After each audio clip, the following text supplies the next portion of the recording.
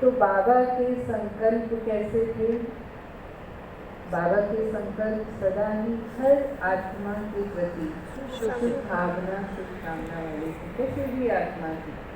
बाबा को पता था ये लास्ट नंबर वाली आत्मा है, लेकिन फिर भी बाबा ने कभी उसके प्रति नेगेटिव संकल्प नहीं किया। बाबा का संकल्प होता था कि ये कभी भी लास्ट तो फास्ट जाकर फर्स्ट आ सकती है, और बाबा हमेशा ऐसी आत्माओं के प्रति रोमंदिल और सहयोगी रहते।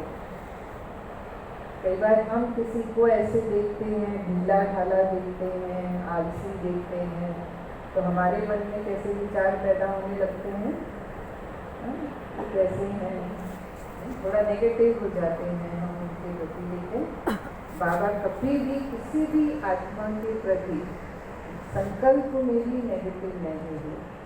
बाबा ने हमेशा हर आत्मा की विशेषता देखी। बाबा के बोल कैसे थे? बाबा के बोल सदा ही हर आत्मा को उमंग में लाने वाले थे, हर एक को हिम्मत देने वाले थे, हर एक को आगे बढ़ाने वाले थे। वरदानी बोल जिसे हम कहते हैं, वरदानी बोल मतलब जो बोल उन्होंने बोले वो उनको लग गए। कहते ना, आपने मेरे प्रति ऐसा शुभ बोला कि मेरी जीवन ही वैसी बन गई। तो हमारे जो बड़े हैं वो ऐसा सुनाते हैं। कभी हमारी दादियाँ, हमें सौभाग्य मिला ड्रामा में कि हम दादियों के भी समीप रहे और दीदियों के भी समीप हैं। तो वो सुनाते हैं कि बाबा ने जो हमारे लिए कहा, उस समय हम बच्चे थे, छोटे थे, इतना महत्व नहीं देते थे कि बाबा क्या कह रहे हैं, लेकिन जो बाबा ने कहा वो वही हमारे लिए सच हो गया। आज हमारी जीवन वैसी ही बन गई।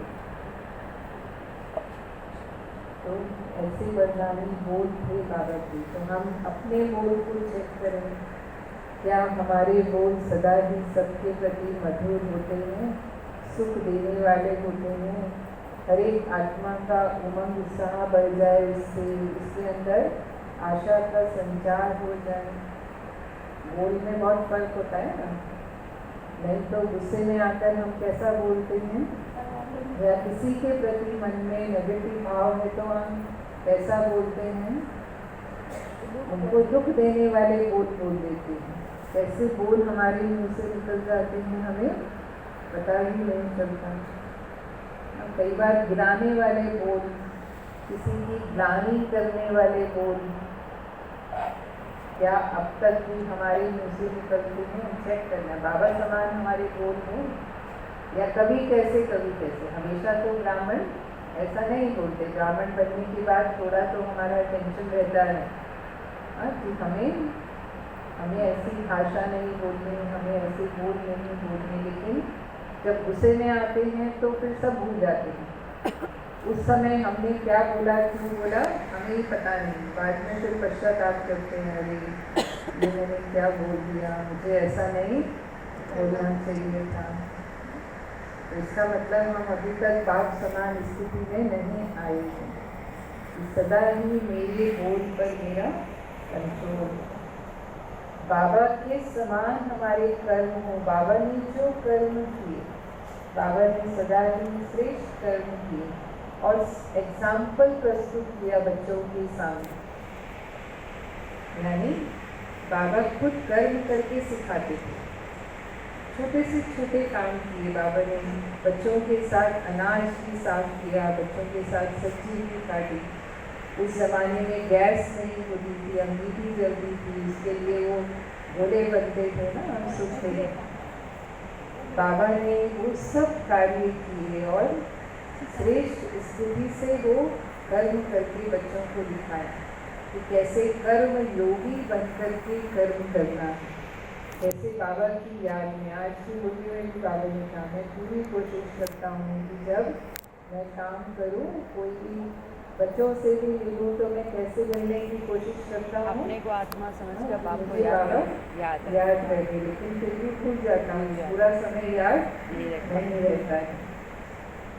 तो बाबा ने बच्चों के सामने वो रोल मॉडल या आदर्श प्रस्तुत किया। और इसीलिए कहते हैं जैसा कर्म मैं करूँगा मुझे देख और कैसे करें।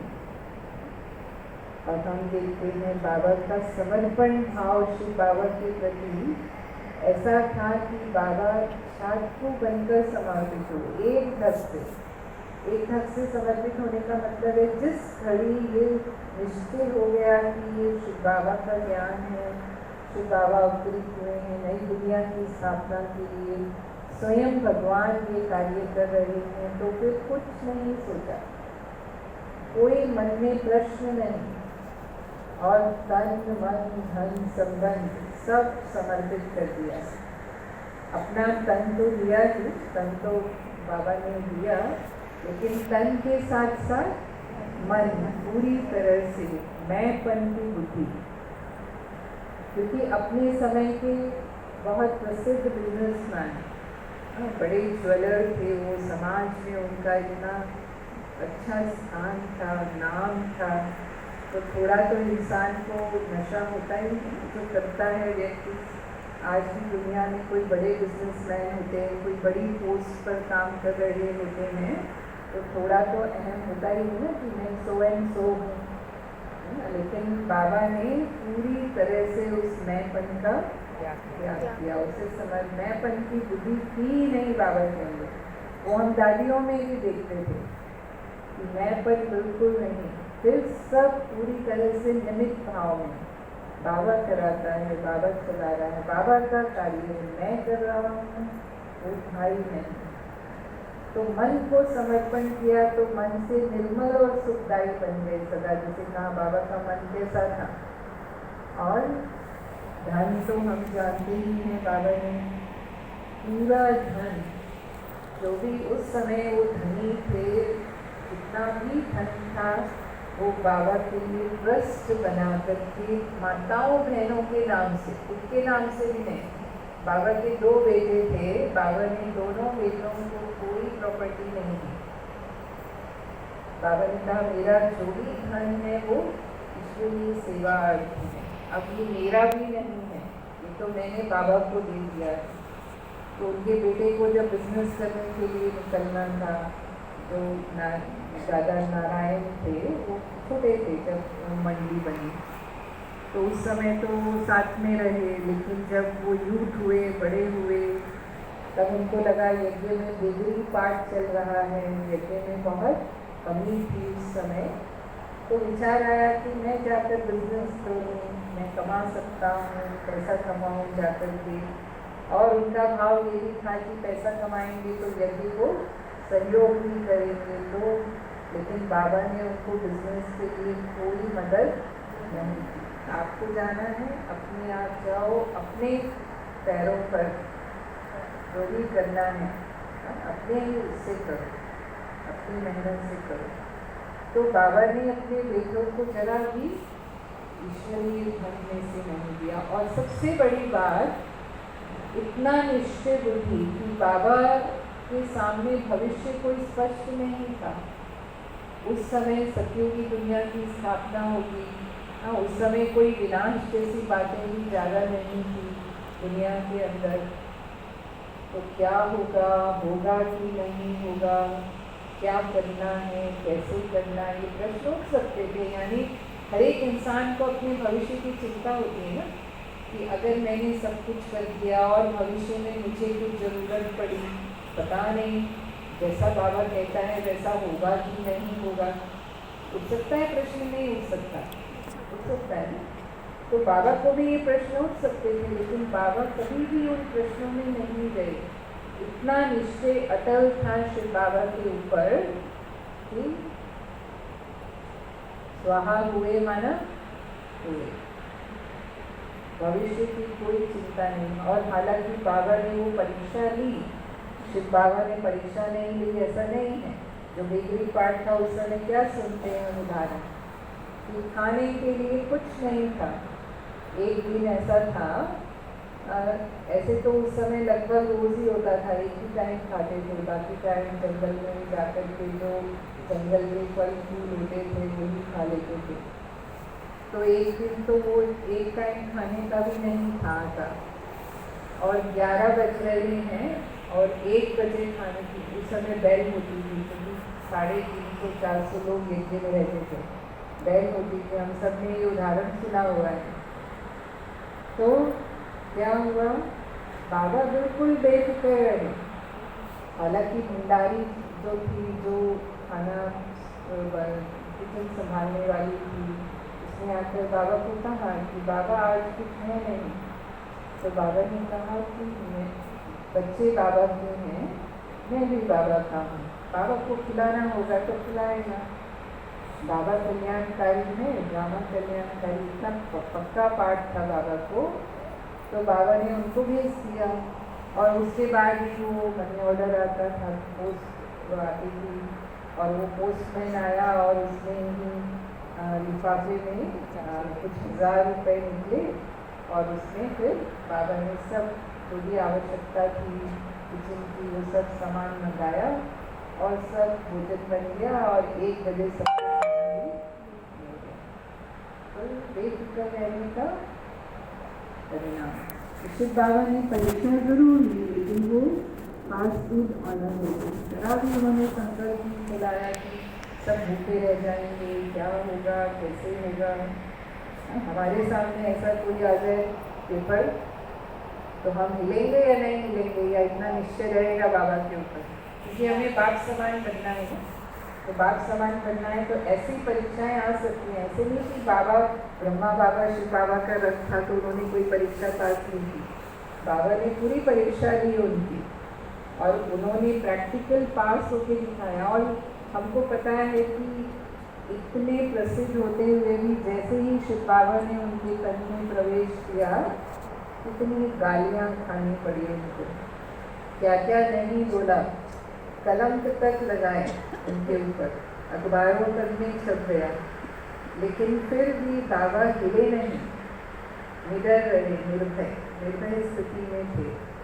अब क्यों थे?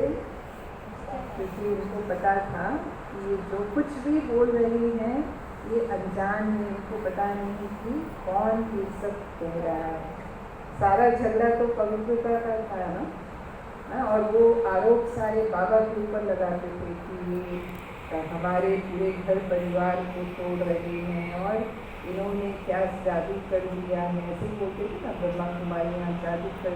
ब्रह्मा कुमारी नाम तो नहीं था उस समय, माना वो मंडी में जाते हैं तो जादू लग जाता है। और ये सारी बातें उस समय होती थी कि ये कहाँ बिजनेसमैन कौन सा जादू सीख कर आ गए। अब ये तो पता ही नहीं था कि जादूगर कौन है। तो बाबा ही कहता है ना, मैं जादूगर हूँ, सौदागर हूँ, रत्नागर हूँ। ये तो सब बाबा, आज बाबा ने क्या क्या कहा मुरली में, मैं बागवान हूँ, खिवैया हूँ। आज कितने टाइटल थे मुरली में बाबा के ना। तो बाबा ने उस बात पर अब अटल रह करके दिखाया और बिल्कुल मुस्कुराते रहे। ऐसे भी नहीं कि चेहरे पर कोई मुरझाने के चिन्ह आ गए कि ये सब क्या हो रहा है, क्यों हो रहा है। अगर वो खुद मुरझाते तो क्या होता, उनके साथ कितने थे, उन सबके मन पर गुस्सा असर आ जाए। फिर बाबा के सामने हमने देखा, चाहे भारत में जब सेवाएं शुरू हुई तो भी कितने हंगामे हुए। यहाँ पर भी हम अमृतसर का किस्सा सुनते हैं, नागपुर का किस्सा सुनते हैं, और धर्म वालों की तरफ से। वहाँ पर हुआ अपने समाज वालों की तरफ से, जो हैदराबाद सिंध में हुआ वो समाज वालों की तरफ से हुआ। लेकिन जब भारत में सेवाएं शुरू की तो और धर्म वाले जो थे, यानी और धर्म वाले माना अपने ही हिंदू धर्म में, जैसे आर्य समाजी हैं या और पंथ वाले हैं, उनको लगता था ये हिंदू धर्म से हटकर बात करते हैं, तो वो विरोध करते थे। कई बार आग लगा देते थे हमारी प्रदर्शनियों को, हमारे वो नारे लगाना और तोड़ फोड़ करना, सैनिकों को चलने नहीं देना, सब कितनी बातें आई।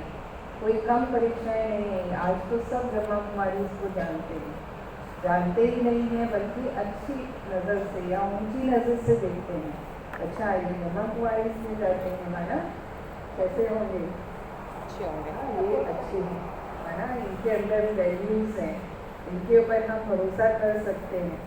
वहाँ अच्छी शिक्षा देते हैं, लेकिन उस समय में ऐसा नहीं था। तो बाबा ने हमसे ज़्यादा सब चीज़ों का सामना किया है।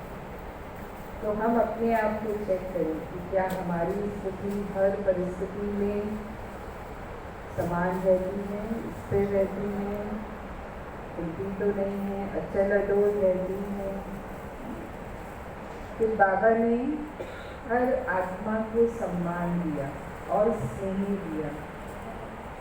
जैसे हम देखते हैं बच्चे बाबा के सामने आते थे तो बाबा बच्चों को बड़ों जैसा सम्मान का स्नेह देते थे। ऐसे बच्चों को बच्चे नहीं समझते थे। दादियाँ सुनाती हैं कि हमारी पालना कैसे हुई, लेकिन बच्चों का हॉस्टल बनाया था ना बाबा ने, बोर्डिंग बनाया था, तो कैसी पालना हुई, बिल्कुल शहजादे शहजादियों की तरह पालना की।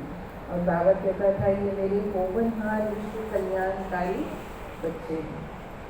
तो दादियाँ सुनाती हैं जो उस समय हॉस्टल में थे कि हमको तो विश्व का नक्शा ही नहीं मालूम था, क्योंकि हम कभी उस स्कूल में गए नहीं, और उस स्कूल में भी जाते हैं तो छोटी क्लास में थोड़ी विश्व का नक्शा पता होता है।